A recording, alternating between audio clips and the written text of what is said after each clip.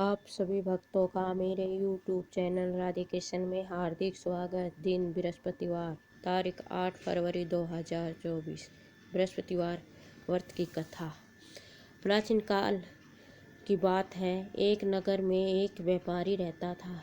वह जहाज़ों में माल लदवाकर दूसरे देश भेजा करता था। वह जिस प्रकार अधिक धन कमाता, उसी प्रकार जी खोलकर दान भी करता था। परंतु उसकी पत्नी अत्यंत कंजूस थी। वह किसी को एक दमड़ी भी नहीं देती थी। एक बार सेठ जब दूसरे देश व्यापार करने गया तो पीछे से बृहस्पति देव साधु वेश में उसकी पत्नी से भिक्षा मांगने के लिए गए। व्यापारी की पत्नी ने बृहस्पति देव से बोली, हे साधु महाराज, मैं इस दान पुण्य से तंग आ गई हूँ। आप कोई ऐसा उपाय बताएं जिससे मेरा सारा धन नष्ट हो जाए और मैं आराम से रह सकूं। मैं यह सारा धन लुटता नहीं दे सकती। बृहस्पति देव ने कहा, देवी तुम तो बड़ी विचित्र हो। संतान और धन से कोई दुखी होता है? अगर अधिक धन है तो इसे शुभ कार्यों में लगाओ, कंवारी कन्याओं का विवाह कराओ, विद्यालय और बगीचों का निर्माण करवाओ। ऐसे पुण्य कार्य करने से तुम्हारा लोक परलोक में फैलेगा। परंतु साधु की इन बातों से व्यापारी की पत्नी को कोई खुशी नहीं हुई। उसने कहा, मुझे ऐसा धन की आवश्यकता नहीं है जिसे मैं दान दे दूं। तब बृहस्पति देव बोले, यदि तुम्हारी ऐसी इच्छा है तो तुम एक उपाय करना। 7 बृहस्पतिवार घर को गोबर से लीपना, अपने केसों को पीली मिट्टी से धोना, केसों को धोते समय स्नान करना, व्यापारी से बाल कटवाना और भोजन में मांस मदिरा खाना, कपड़े अपने घर पर ही धोना। ऐसा करने से तुम्हारा सारा धन नष्ट हो जाएगा। इतना कहकर बृहस्पति देव अंतर ध्यान हो गए। ऐसे वे साधु महाराज व्यापारी की पत्नी से कहकर गए। उसने ऐसा ही किया। केवल 3 ही बृहस्पतिवार बीते थे कि उसी समय धन संपत्ति नष्ट हो गई और वह परलोक सिधार गई। जब व्यापारी वापस आया तो उसने देखा कि उसका सब कुछ नष्ट हो चुका है। उस व्यापारी ने अपनी पुत्री को सांत्वना दी और दूसरे नगर में जाकर बस गया। वहाँ वह जंगल से लकड़ी काट कर लाता और शहर में बेचता। इस तरह वह अपना जीवन व्यतीत करने लगा। एक दिन उसकी पुत्री ने दही खाने की इच्छा प्रकट की, लेकिन व्यापारी के पास दही खरीदने के पैसे नहीं थे। वह अपनी पुत्री को आश्वासन देकर जंगल में लकड़ी काटने चला गया। वहाँ एक पेड़ के नीचे बैठे अपनी पूर्व दिशा पर विचार करके रोने लगा। उस दिन बृहस्पतिवार था। तभी वहाँ बृहस्पति देव साधु के रूप में सेठ के पास आए और, हे मनुष्य, तू इस जंगल में किस चिंता में बैठा है? तब व्यापारी बोला, हे महाराज, आप सब कुछ जानते हैं। इतना कहकर व्यापारी अपनी कहानी सुनाकर रो पड़ा। बृहस्पति देव बोले, देखो बेटा, तुम्हारी पत्नी ने बृहस्पति देव का अपमान किया था, इसी कारण तुम्हें यह कष्ट हुआ है। लेकिन अब तुम किसी प्रकार की चिंता मत करो। तुम गुरुवार के दिन बृहस्पति देव का पाठ करो। 2 पैसे के चने और गुड़ को लेकर जल के लोटे में शक्कर डालकर वह अमृत और प्रसाद अपने परिवार के सदस्यों और कथा सुनने वालों में बांट दो। स्वयं भी प्रसाद और चरणामृत लो। भगवान तुम्हारा अवश्य कल्याण करेंगे। साधु की बात सुनकर व्यापारी बोला, महाराज, मुझे तो इतना भी नहीं बचता कि मैं अपनी पुत्री को दही लाकर दे सकूं। इस पर साधु जी बोले, तुम लकड़ियों को शहर में बेचने जाना। तुम्हें लकड़ियों के दाम पहले से चौगुने मिलेंगे, जिससे तुम्हारे सारे कार्य सिद्ध हो जाएंगे। उसने लकड़ियाँ काटी और शहर में बेचने के लिए चल पड़ा।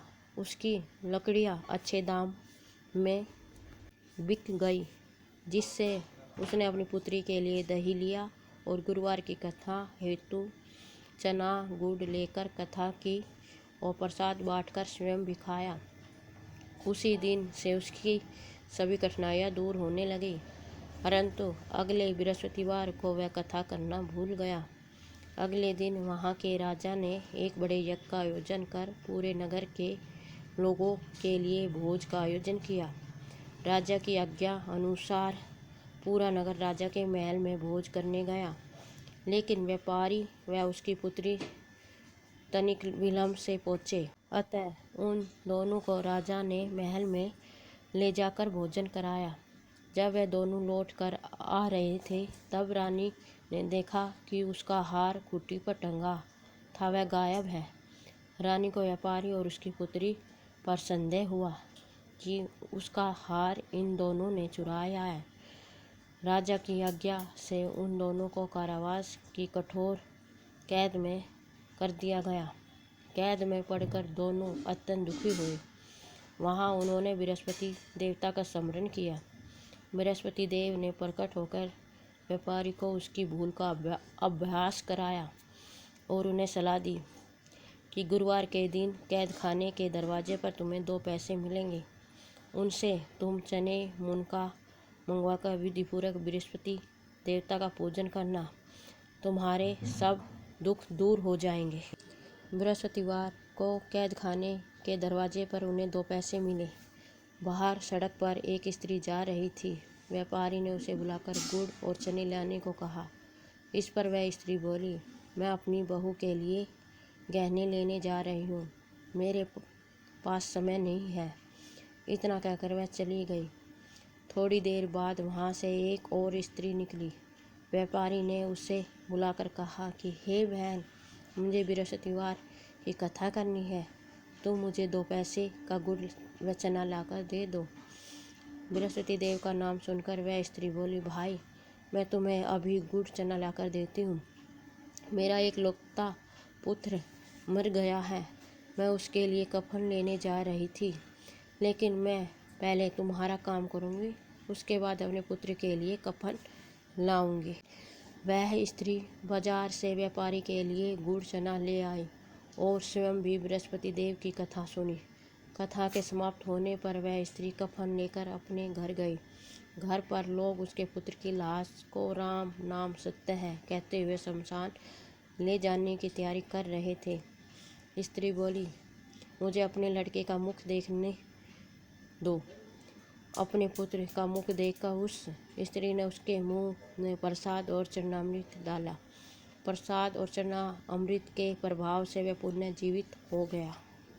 पहली स्त्री जिसने बृहस्पति देव का निरादर किया था, वह जब अपने पुत्र के विवाह हेतु पुत्र वधू के लिए गहने लेकर लौटी और जैसे ही उसका पुत्र घोड़ी पर बैठकर निकला, वैसे ही घोड़ी ने ऐसी उछाल मारी कि वह घोड़ी से गिरकर मर गया।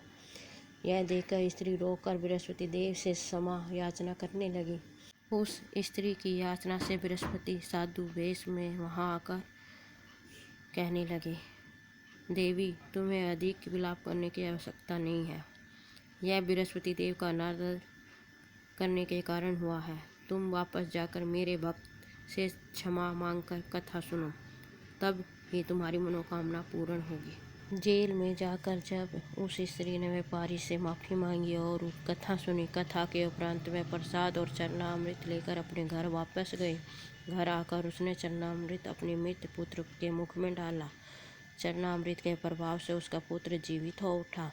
उसी रात बृहस्पति देव ने राजा के सपने में आए और बोले, हे राजन, तूने जिस व्यापारी और उसकी पुत्री को जेल में कैद कर रखा है, वे बिल्कुल निर्दोष है। तुम्हारी रानी का हार वहीं खुट्टी पर टंगा है। दिन निकला तो राजा ने रानी का हार खुट्टी पर लटका हुआ देखा। राजा ने उस व्यापारी और उसकी पुत्री को रिहा कर दिया और उन्हें आधा राज्य देकर उसकी पुत्री का विवाह उच्च कुल में करवाकर दहेज में हीरे जवाहरात दिए। बोलो बृहस्पति देव भगवान की जय, विष्णु भगवान की जय। बृहस्पति देव की आरती। ओम जय बृहस्पति देवा। स्वामी जय बृहस्पति देवा। छीने छीने भोगे लगाऊं कदली फल और मेवा। ओम जय बृहस्पति देवा। स्वामी जय बृहस्पति देवा।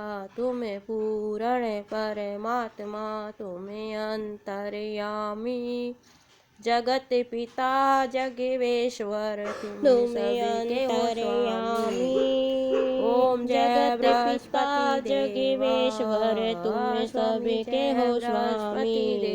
ओम जय बृहस्पति निर्मल सब पातक हरता। सकल मनोरथ निर्मल सब पातक हरता। ओम जय बृहस्पति देवा।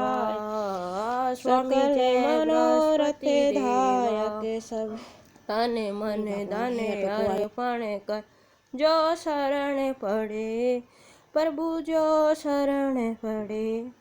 प्रभु पर कट होकर तब आकर द्वार खड़े।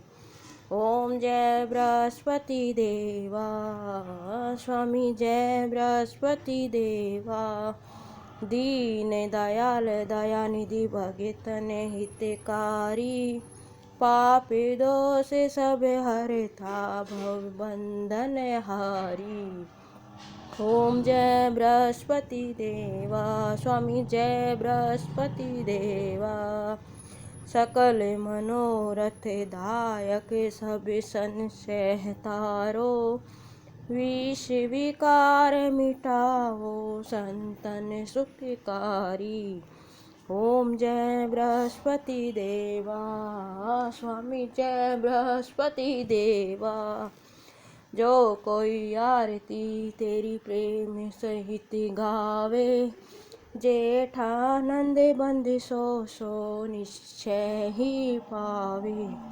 ओम जय बृहस्पति देवा। स्वामी जय बृहस्पति देवा। छीने छीने भोगे लगाऊं कदली फल और मेवा। ओम जय बृहस्पति देवा। स्वामी जय बृहस्पति देवा। सब बोलो बृहस्पति देव भगवान की जय। विष्णु भगवान की जय। आपको मेरा वीडियो कैसा लगा कमेंट बॉक्स में ज़रूर बताएं। मेरे वीडियो को लाइक शेयर व सब्सक्राइब करें। धन्यवाद।